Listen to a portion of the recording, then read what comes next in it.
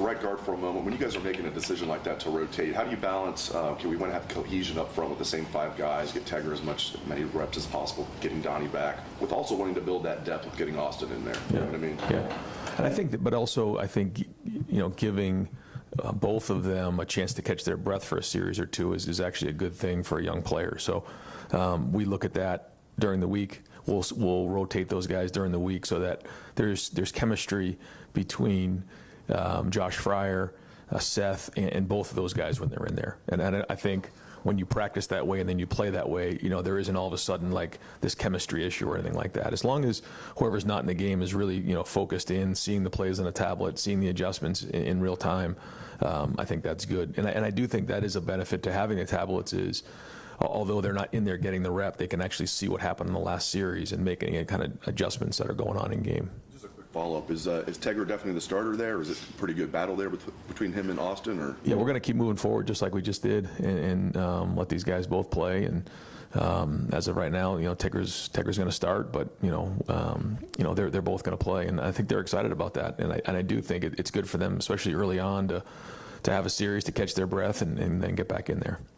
Dylan Davis, Delaware Gazette. Devin Brown got a chance to get in there and throw the ball around a little bit. What was your assessment of Devin and how he played? A couple, the third down conversion was good. He did miss a couple throws, so probably not as much in the game to really make a huge evaluation on. But every play is an evaluation. We're trying to build that depth, and so the development has to keep coming in practice, and when we get in there in a game, we want to move the ball down the field and score touchdowns. Conference play, these chances to get these guys in the game might be a little bit more difficult to come by. Is Devin still your unquestioned #2 quarterback right now? Is that a competition at all still? It's guys are competing every day in practice. He would be our #2 right now, but yeah, that's across the board. Everyone's got an opportunity to compete, and there's 5 guys in that room that want to get out there, and so to say they're not competing every day wouldn't be right for them. They got to come and bring it, and so we'll have opportunities today this week in practice to evaluate him and kind of see where we go. But right now he is our 2. Right behind him, Andy Backstrom, Letterman Row.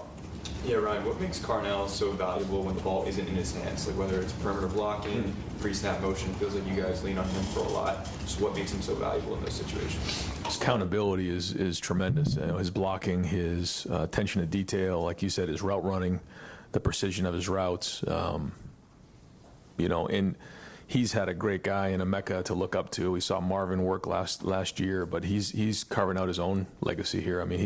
He's a guy that we look to who has become a major part of our offense and someone that does a lot of things for us. He's on punt return. He's running a lot of the stuff there. He's extremely talented, running routes and catching balls, and so you can see all that. But he's becoming a complete football player and also a leader. Don Taberry, WBNS. Coach, how much more do things ramp up now that the non-conference is over and you're going into Big Ten play and scout Sparty for you? Yeah, it's always about us. So, we always say that the opponent doesn't matter. But all that being said, going on the road and a conference opponent is a big deal. So, everything's got to ramp up. And now we're into game 4, and we got to keep upgrading each week. So, we got to have a great week of practice, and everything needs to ramp up.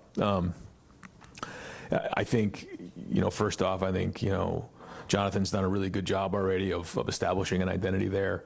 I feel like, they have a really good quarterback, good young quarterback who can do a lot of different things. He can beat you with his feet. He's made some really nice throws, in some big games for them, and won a game on the road already at Maryland. And so for a young quarterback, that's